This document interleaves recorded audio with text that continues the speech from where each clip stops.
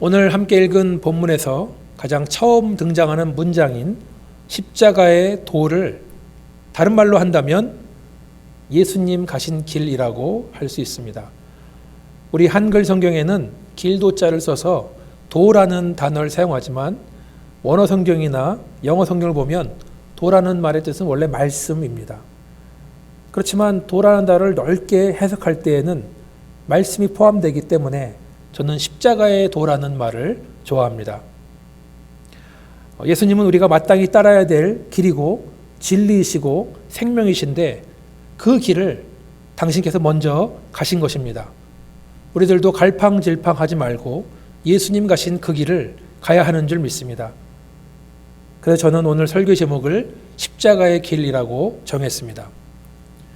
예수님 가신 길, 십자가의 길은 멸망하는 자들에게는 미련한 것이라고 성경은 말하고 있습니다. 여기서 말하는 멸망하는 자들이 누군가 하면 예수를 믿지 않고 끝까지 거부한 사람들을 말합니다. 예수님이 초대하신 그 길 가기를 끝까지 거부한 사람들을 말합니다. 복음을 한 번도 들어본 적이 없는 신앙이 없는 사람들만 예수님의 길을 미련하다고 생각하는 것이 아닙니다.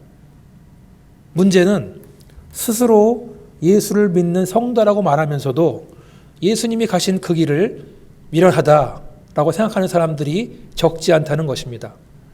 그러나 세상적으로 볼 때 그렇게나 미련해 보이는 십자가의 길이 구원받는 우리들에게는 하나님의 능력이요 하나님의 지혜인 줄 믿습니다. 우리가 사는 21세기는 반하나님적인 사상이 팽배한 세상입니다. 반그리스도적인 사상이 팽배한 때입니다. 그러나 이러한 현상들은 하나님께서 이미 말씀하신 것들입니다. 전혀 놀라운 상황이 아닙니다. 하나님께서는 이 세상에 지혜 있는 자들의 지혜를 멸하시고 스스로 총명하다 말하는 자들의 총명을 폐하실 것이라고 분명히 말씀하고 계십니다. 하나님의 지혜 앞에서는 어떠한 인간도 그 지혜가 부족한 줄 믿습니다. 이 세상에는 하나님의 지혜를 맞설 만한 선비, 지금으로 말하면 지식인이라고 할 수 있는 사람도 없습니다. 말 잘하는 변론가도 없습니다. 왜냐하면 하나님께서 이 세상의 지혜를 미련하게 정하셨기 때문입니다. 절대로 인간의 지혜로, 인간의 지식으로 하나님께 도달할 수 없습니다. 21절에 나온 것처럼 하나님께서는 이 세상의 지혜로는 하나님을 알지 못하게 만드셨기 때문입니다. 따라서 내가 좀 하나님을 이해한 다음에 믿겠다, 이런 말은 있을 수가 없습니다. 내가 좀 납득이 간 다음에 믿겠다, 이런 말도 있을 수가 없는 말인 줄 믿습니다. 하나님의 방법은 사람들이 바라볼 때 아주 미련한 방법, 십자가의 방법, 전도의 미련한 방법으로 사람들을 구원하시기를 기뻐한다고 말씀하고 있습니다. 하나님은 어떻게 보면 우리의 상식을 깨트리시는 분, 역설적인 방법을 좋아하시는 분인 것 같습니다. 팬데믹 상황을 보면서 제가 느끼는 것은 눈에 보이지 않는 것으로 인해서 많은 사람들의 어리석음이 드러나고 있다는 것입니다. 사람들은 우리를 죽일 수 있는 바이러스가 눈에 보이지 않는다고 해서 없는 것처럼 무시합니다. 그러다가 병에 걸리는 수가 허다합니다. 테니스를 좋아하시는 분들은 이미 들었을 만한 뉴스입니다. 지금 남자 테니스 세계 랭킹 1위는 세르비아 사람인 노박 조코비치입니다.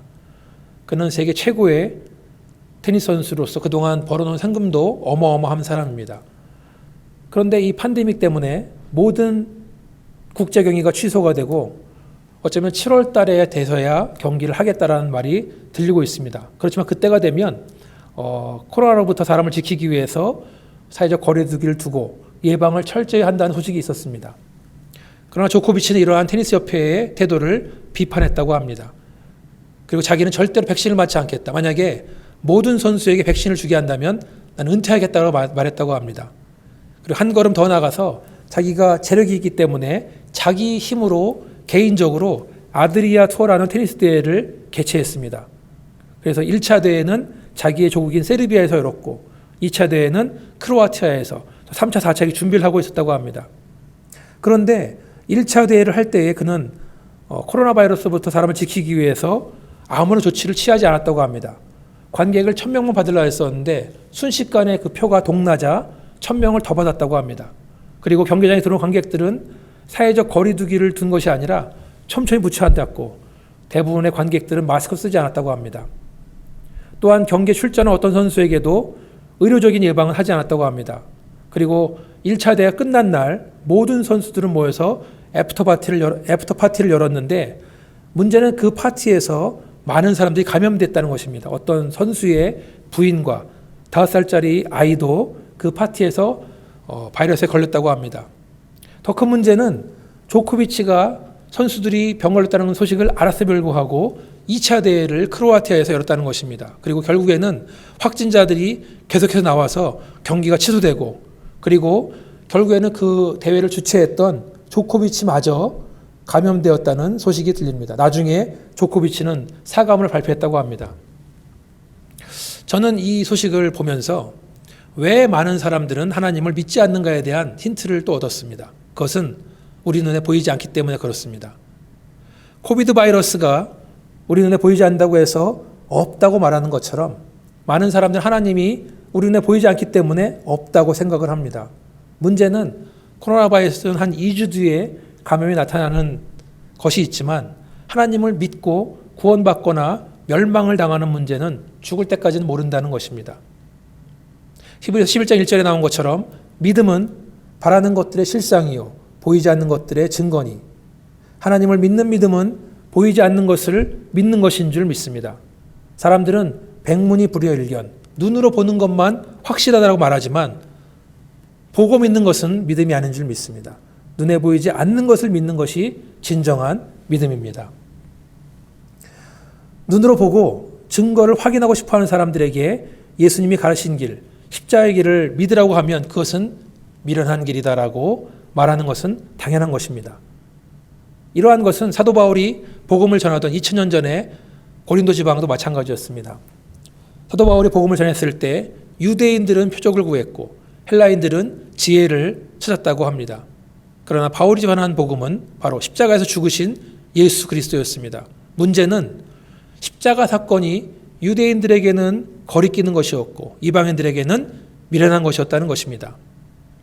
먼저 표적을 구하던 유대인들에 대해서 한번 생각을 해보겠습니다.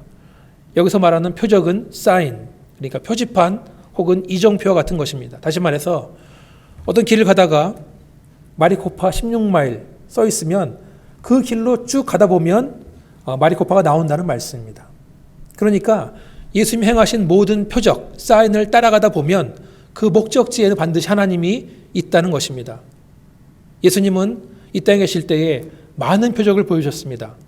예수님 무리를 걸으시고 죽은 자를 살리시고 귀신을 쫓으시고 5,000명 이상을 먹이신 이유는 이러한 표적이 가리키는 복음, 하나님의 은혜를 보여주기 위해서였습니다. 그러나 대부분의 사람들은 그 표적 주변에만 서성였습니다. 혹시 오늘도 공짜로 떡을 먹을 수 있지 않을까? 혹시 오늘은 좋은 구경거리가 있지 않을까? 혹시 오늘은 뭔가를 가지고 집에 갈 수 있지 않을까 하는 잘못된 기대감 때문이었습니다. 사실 유대인들은 출애굽부터 하나님이 행하신 그 많은 기적을 경험했습니다. 유대인들은 이미 충분히 기적을, 표적을 경험했습니다. 그러나 그들에게는 여전히 부족했습니다. 뭔가 더 화끈하고, 뭔가 더 드라마틱하고, 뭔가 더 사람의 관심을 끌어당길 수 있는 그 무언가를 여전히 기대하고 있었습니다. 유대인들이 표적을 구한다는 말이 지금의 기독교인들에게 전혀 생소한 이야기가 아니라는 것이 우리를 주목하게 합니다. 지금도 많은 기독교인들이 표적을 구하고 있습니다. 어떤 기도원에 가면 병이 낫는다더라. 어떤 기도원에 가면 기도가 다 이루어진다 그러더라. 어떤 기도원 원장은 사람을 만나자마자 그 사람 문제가 뭔지 다 알아맞힌다고 하더라 등등. 많은 기독교인들이 여전히 뭔가 더 보기 원하고 뭔가 특별한 경험을 하기 원하고 자기들의 호기심을 만족하기를 원합니다.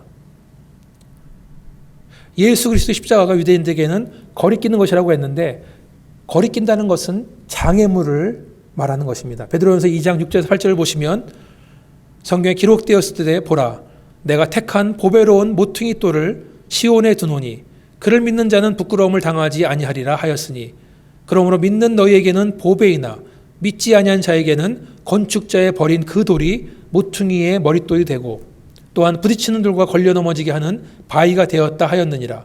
그들이 말씀을 순종하지 아니하므로 넘어지니 이는 그들을 이렇게 정하신 것이라. 여기서 말하는 보배로운 모퉁이 돌은 예수 그리스도를 말합니다. 그것을 믿는 우리들에게는 보배로운 귀한 것이지만 순종하지 않는 자들에게는 부딪히는 돌과 걸려 넘어지는 바위가 된다고 했습니다. 하나님 말씀에 순종하지 않았던 유대인에게는 십자가 달리신 그리스도는 부딪히는 돌이고 걸려 넘어지게 하는 바위였습니다. 표적을 구하던 유대인들에게 그리스도의 십자가 거리꼈던 것처럼 스스로 기독교인이라고 하는 많은 사람들에게 십자가는 여전히 거리끼는 것이 아닌가 생각을 해봅니다. 하나님 말씀보다 내 생각을 더 중요하게 생각할 때 하나님 말씀은 내 인생의 장애물이 됩니다. 예수라면 어떻게 할 것인가?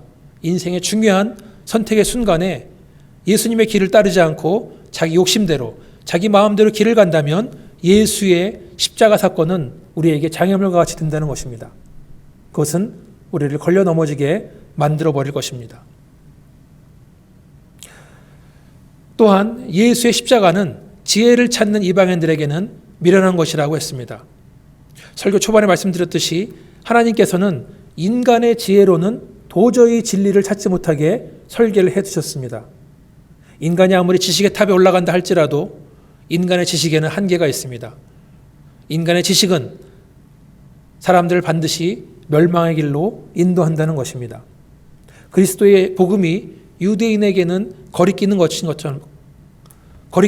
것처럼 이방인에게는 너무나 미련하게 보였던 것입니다.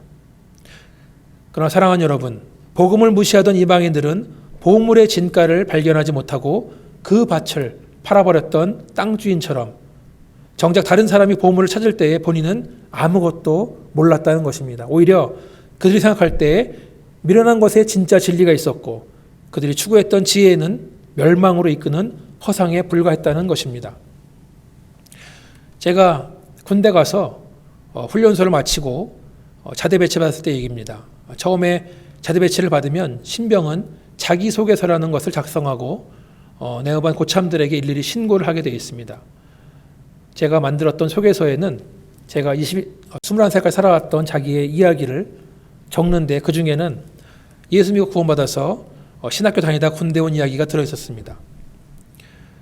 제 소개서를 읽으면서 저를 쳐다봤던 정병장이라는 사람은 신병은 정말 이렇게 살고 있는가라고 되물었습니다. 아마도 그 정병장은 한 번도 교회 나가본 적도 없고 또 주변에 믿는 사람도 없는 사람이었던 것 같습니다.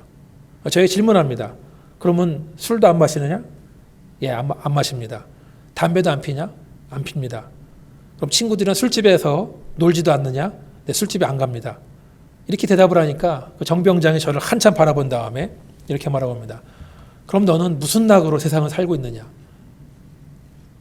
한 번 사는 인생인데 재밌게 살아야 되는 거 아니냐라고 물었습니다.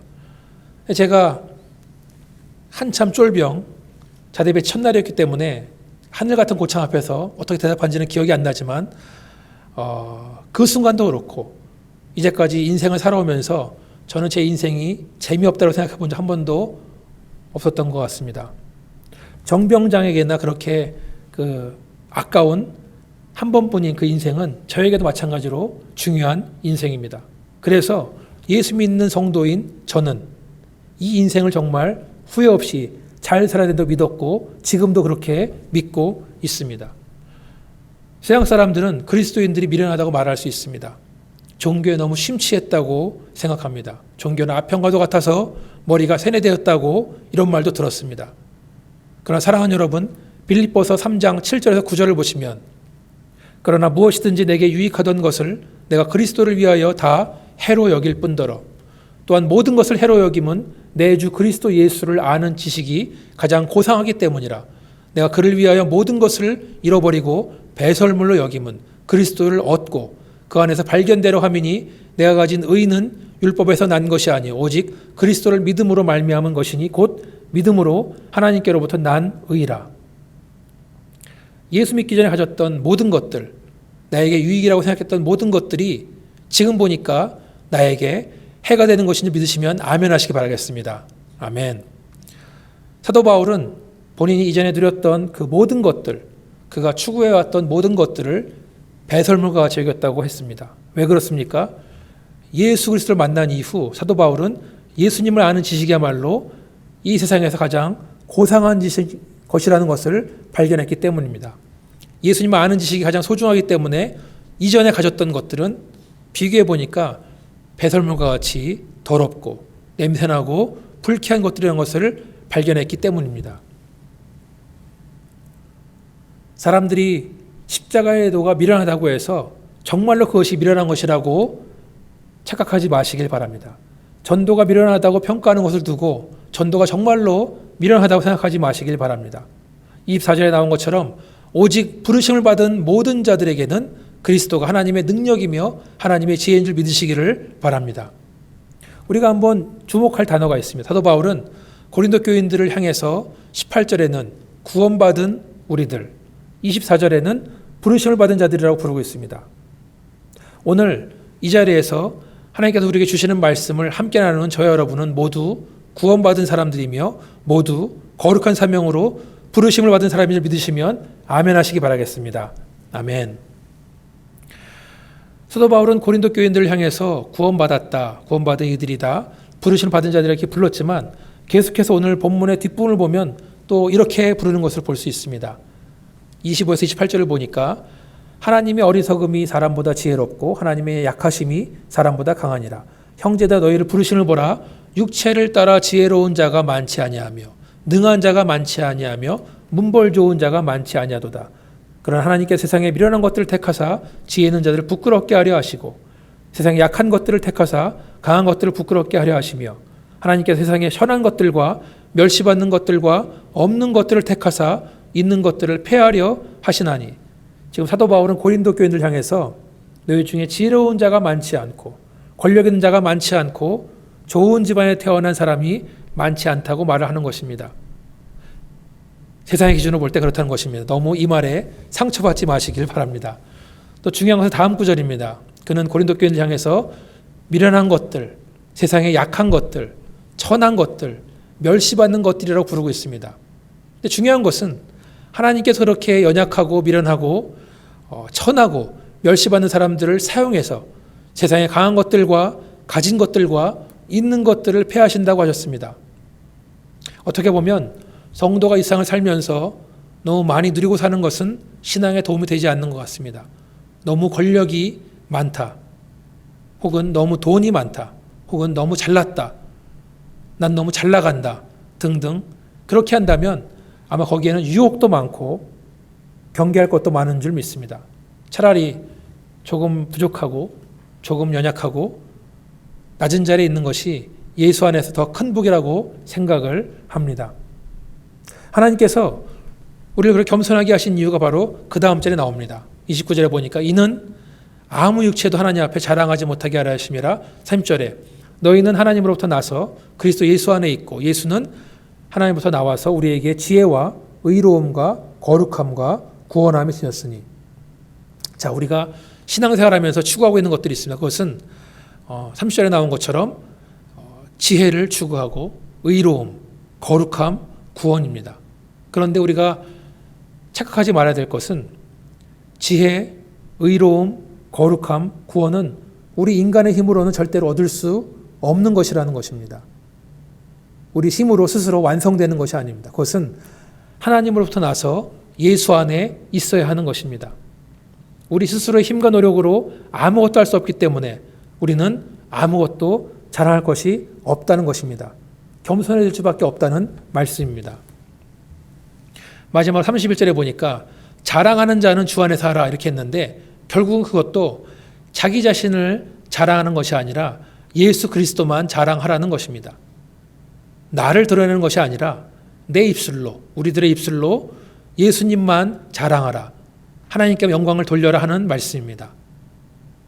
성경 하나만 더 읽고 말씀을 정리하겠습니다. 고린도후서 4장 18절입니다.